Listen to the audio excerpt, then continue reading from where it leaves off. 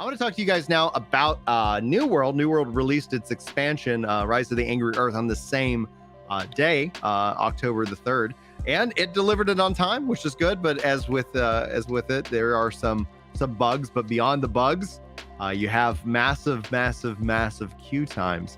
So anybody who's out there like waiting around to get on a server, shocker. So I would say, like, people keep asking me, is that we're stepping back into, and it's like, maybe here in 2 weeks when you're not having to like wait hours to play, because there's just too many good things to play right now.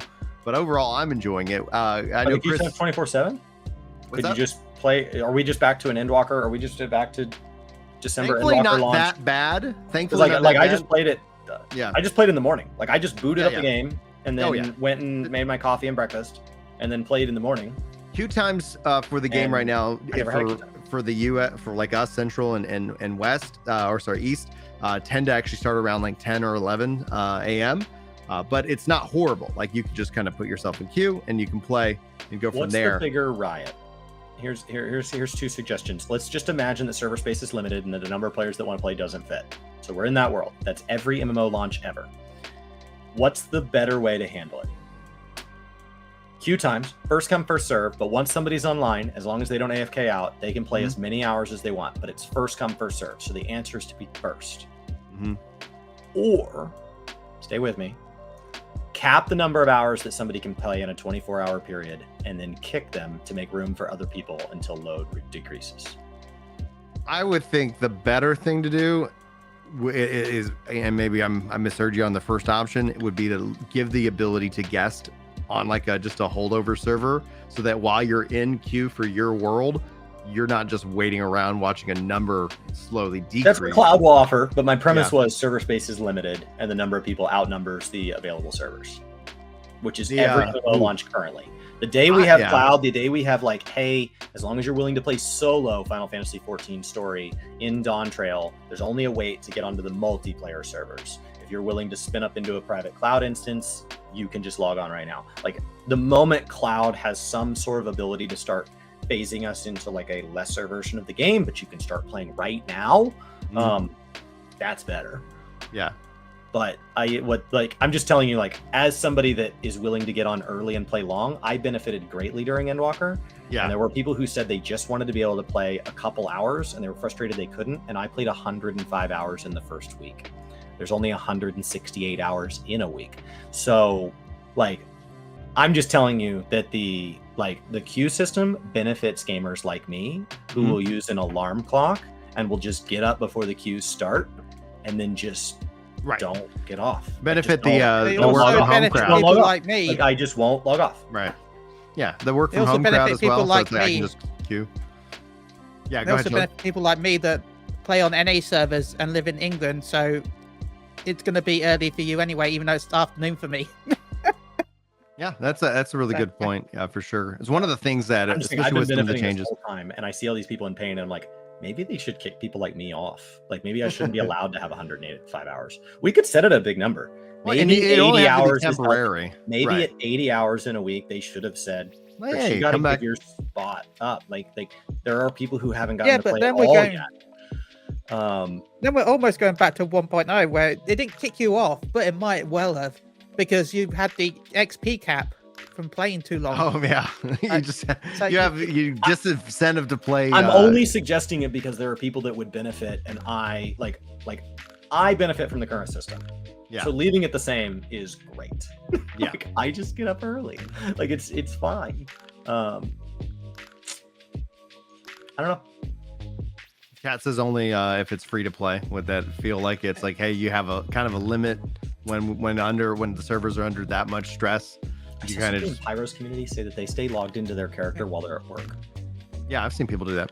Like, they just That's actually was a so big then thing. their that, playtime is yeah. just like 9 billion hours, Right. because they just have a computer just sucking wattage out of the wall to just to keep your idle character and online. let, I mean, Well, we've seen I that used in to the do that Final with Fantasy Fantasy 11. 11. Yeah, people Yeah, would do that. because, was there a benefit? You would go to Yeah. the Rolandberry marts because the vendors were cheaper to sell on your character than it was at the auction house for a while. Yeah. So people would just sit outside the main city constantly, staying logged in so they could sell the You stuff used to cheaper. be able to. because- Yeah, you used to be able to do that in 14 as well. So you used to be able to yeah. list and say, hey, I'm willing to sell this in my inventory for this price. And so somebody could come and inspect you and like, oh, let me check out your shop and just purchase it direct from you. So in 11, that's what they did a lot of.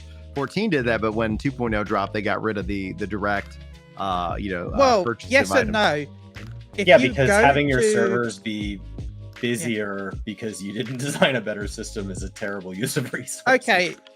Yes and no, Brian. If you actually go to someone's house and they have the vendor outside their house, it will not actually sell it with the tax. Oh, cool. So encouraging people to not play your game to play your game is a weird game mechanic. But you would be benefited if you did less but kept playing. Like, don't just go fold your laundry and then enjoy the game later. I want you to always half play this game. Yeah. But yeah, the market board had a tax added to it eventually, and then the players' shops didn't have the tax originally. So people would go outside the main town so that they could sell without the tax. It's kind of like how you would do with retainers when new patches come out in new cities, because a lot of new cities, when the first expansion comes out, doesn't have tax. So you would switch all your retainers to the new city to sell stuff cheaper and get more money. Yeah. It's going to be interesting to see, because obviously I think what you'll, queue times, like same thing, kind of the hit Wayfinder right out of the gate, just massive amounts of queue times, a lot of waiting, and that just leads to frustration. And I think that's just going to be something that it'll be great to see, with Final Fantasy 14 introducing some cloud testing architecture. We don't fully know what that entails, but didn't that come with 6.5? Is Yoshi, or is that coming later? The beta test is coming in 6.5x. Okay, so they're testing in that, and so having that ability to kind of scale, because I think that the right solution is just let people play in a weird and honest way. Guild Wars 2 is one of the systems that just handles it so much better than every other game out there, where it's just like, all right, you have a server, but we're just going to put you into the game, and we're going to just let you play, and we're just going to handle it all on the back end. And I do wonder if we'll end up seeing, with all the changes to 14. Happening. Well, who knows? Go ahead, Jilly. Pride Dizzy says it will be dropping in 6.57. Cool. Excellent. All right, guys. That's all I really had to, kind of break down with you guys today. Is there anything that y'all would like to talk about before we wrap up today's show? Chris, you're going to live stream some 6.5? I'm going to play games. I have time. I have to go pick up a car later. Yeah, well, there's a heart out then to go get your heart out. I'm excited. New car. Yeah, you should be. Oh man, I'm like my truck's almost 20 years old, and I'm like, I was sitting here going like, one day I'm gonna things have about a my new vehicle. Like, I love my car, and I'm not looking forward to getting rid of it. But like, as it sits, when you open the door handle, it doesn't spring closed, so you have to close the door handle from the outside before getting in the vehicle. Yeah. So, but like, I've been doing that so long that when I open the car door, my hand just naturally opens the car door and gently closes the handle, and then I get in and close it. So like, I don't even think of it as a motion until like I get the car towed and the guy can't close the door because he thinks that you just close the door to close it. Idiot. Yeah. Everybody knows you have to close the door handle and then close the door. Like, is that not normal to have a broken door handle that's been like that for probably 2 years? He couldn't get the key out of the ignition. And so it's like, well, and it's like, you just wiggle it and push the button, and it just kind of wiggle and jiggle. It doesn't just come out. But like, it literally, I did it in one motion. I just reached in and just pulled the key out, and he's like, oh, that was easy. And then I realized like, it's probably because I'm doing something weird, because it's my car and I know what's weird about it. But I'm excited. The car's just gonna work. I saw chat talking a lot about Starfield, and I'm just absolutely like having a great time with that game. I just visited NASA on the last live stream, which was really, really freaking cool, and I really appreciated what that was all about. So if you guys feel like checking that out, I do have 2 starred comments. These are different interesting questions that have been asked that we didn't get a chance to talk about. So as we wrap up, what do you guys think? Soro asks, do you think that Square Enix will make another online Final Fantasy game? Yes, probably. When would be the follow-up? Far. Before 2030. Very far away. More like 2040. Maybe. 2040? Well, I think that internally they plan to deliver it before 2030. I don't know that it'll hit that mark, but they will begin marketing and stuff. Yeah, I think Yeah, we have one. I think we have one in the next. shifts. I think we have one in the next decade. Yeah. I don't. It's possible it beats Ashes, or it's possible it beats Ashes Decoration to market. It's very possible. On that same kind of time frame though, because that also shifts you into a whole another generation where it looks like the next generation of consoles kicking off in 2028. So from a technological stack perspective, you can actually, I think you're not sitting here building for today. You're building for something that we can only imagine what that's going to entail. So yeah, I also agree. I think there will be another online Final Fantasy game. I still wonder if they'll put a numbered, after it. Obviously, if it was 16 releasing, it'll be a mistake. Just call it like because even Yoshi P doesn't like the fact that Infinite. Yeah, speculation was 17, Yoshi but I P wonder. hates the fact that it's called 14. They want to call it online, don't they? More than actually 14. Yeah, just call it online. Final Fantasy Online, Final Fantasy Online 2, Final Fantasy Online 3. I think that's a perfect system to use. The other question they ask is for Brian Online Dragon Quest, how much would you flip out if that announcement happened? They've been doing an offline version of Dragon Quest X as a part of their trying to preserve what that game is.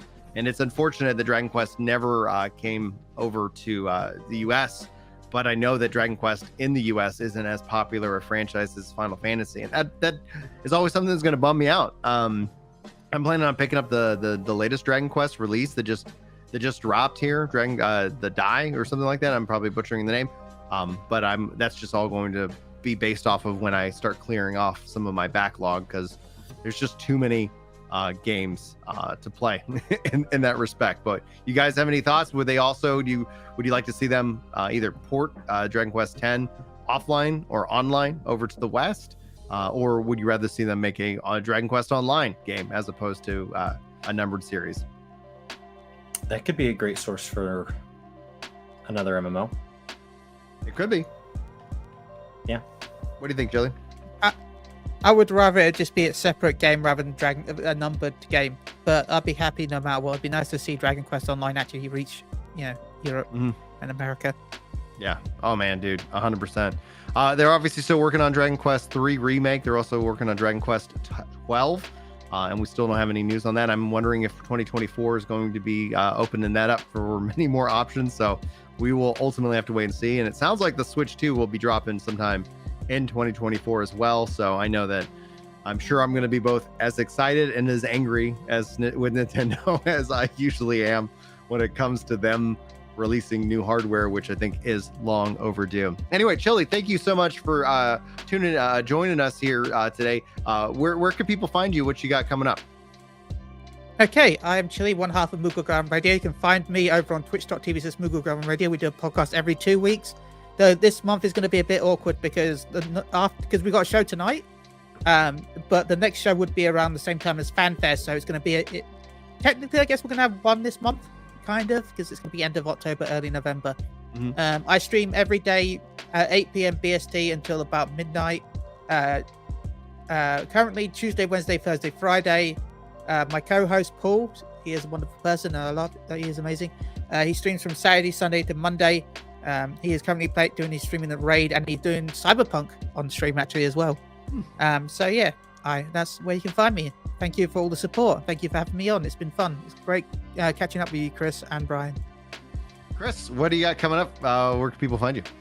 I'm gonna play Final Fantasy 14 today, and then I'm slowly working back into content creation days. And then I guess for me, obviously I'll have my videos for New World and some guides and updated controller stuff rolling out on New World Central, as well as just my general variety coverage over on Ginger Prime. Now we're also been slowly expanding the Work to Game umbrella, and so if you guys have been following Epic Loot Radio, you've seen Kirk. He's been showing up, and he actually ran the podcast this last Monday, which we're trying to do every other week, which was really exciting to see. So if you guys are interested and you want to have a conversation about just general content creation and how we can kind of support you guys, feel free to reach out. You can always hit me up specifically over on Discord.